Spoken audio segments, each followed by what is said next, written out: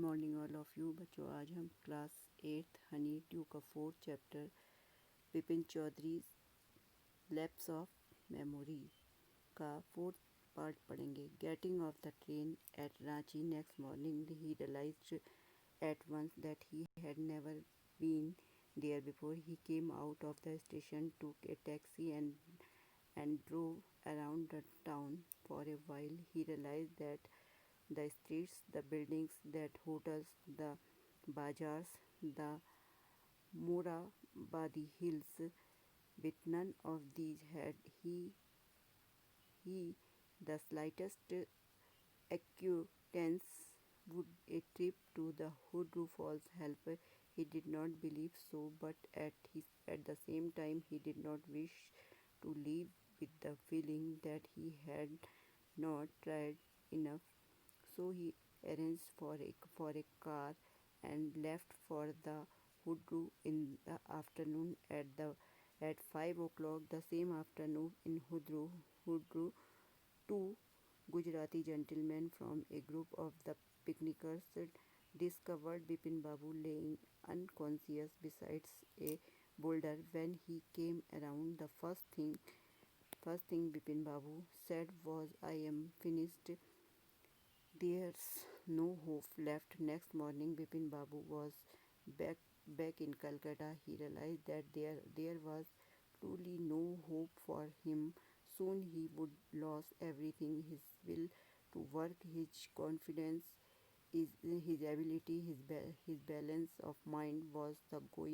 Was he going to end up in the asylum at Bipin? Bipin Babu could not think anymore. अपने doctor की सलाह मानकर बिपिन बाबू रांची पहुंचे। रांची के एक रेलवे स्टेशन पर पहुंचकर ही उन्हें एक बात का विश्वास हो गया था कि वह बात यह थी कि वह कभी रांची नहीं गए थे। उन्होंने शहर का चक्कर लगाया और यही भावना रही। उन्होंने निश्चय किया कि हुड्रू की यात्रा भी करके देख लिया जाए। अतः वे वहां गए। उसी दिन दोपहर बाद 5 बजे दो गुजराती भद्र पुरुषों ने उन्हें देखा। वे पानी के पास एक गोल चट्टान के निकट हुड्रू में मूर्छित पड़े थे। होश में आने पर उनके पहले शब्द थे, "मैं खत्म हो गया, अब कोई आशा नहीं थी।" Back home, he rang up Dr. Chandra and uh,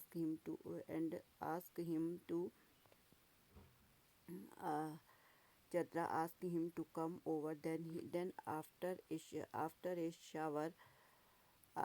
shower, he got into the bed with with, with an ice bag claimed on his head. Just then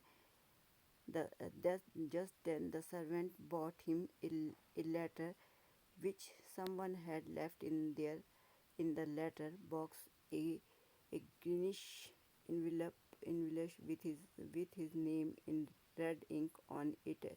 Above the name it said, "Urgent and confidential." In spite of his condition, Bipin Babu had a feeling that he ought to go through the letter. He tore open the envelope and looked out the letter. This is what he read. Dear Bipin, I had no idea that efficiency would be about the kind of change in you that it has done. Was it so difficult for you to help out an old friend down on his luck? I have no memory, so my resources are limited, but I have imagination, a part of which I used in retribution of your unfeeling behavior. Well, you will be all right again now. In novels I have written is being considered by a publisher. If he likes, he if it enough, it will see my see me, though the next few months. When Dr. Chandra came, Bipin Babu said, I am fine. It all came back as soon as I got off the train at Ranchi. A unique case, said Dr. Chandra. I shall certainly write about it in medical journal. The reason why I sent for you, said Bipin Babu, is that I have a pain in the hip from a fall I had in Ranchi. If you could prescribe a pain killer. अगले दिन प्रातः वे कलकत्ता वापस गए। वे टूट चुके थे। वह सोच रहे थे कि क्या उनका अंत किसी पागल खाने में होगा। उन्होंने डॉक्टर चंद्रा को फ़ोन किया और आने के लिए उस दिन बर्फ़ की एक थैली को सिर पर बांधे वे सोने के लिए गए। तब उन्हें एक लिफाफा मिला। उन्होंने तुरंत ही पत्र पढ़ा। यह चुन्नीलाल का था। इस पत्र में पहले तो विपिन बाबू से कोई सहायता न मिलने पर चुन्नी लाल ने अपनी नाराज़गी जताई। फिर उसने विपिन बाबू को साफ साफ लिखा कि उनकी स्मरण शक्ति ठीक है। उनके रूखे व्यवहार का बदला लेने की यह उसकी योजना थी। फिर उसने विपिन चौधरी को बताया कि उसने किस प्रकार उससे मजाक किया, वैसा मिस्टर घोष और दिनेश मुखर्जी से मिलकर किया था। अब बिपिन बाबू को यह स्पष्ट हो गया था कि वास्तव में उनकी स्मरण शक्ति लुप्त नहीं हुई थी।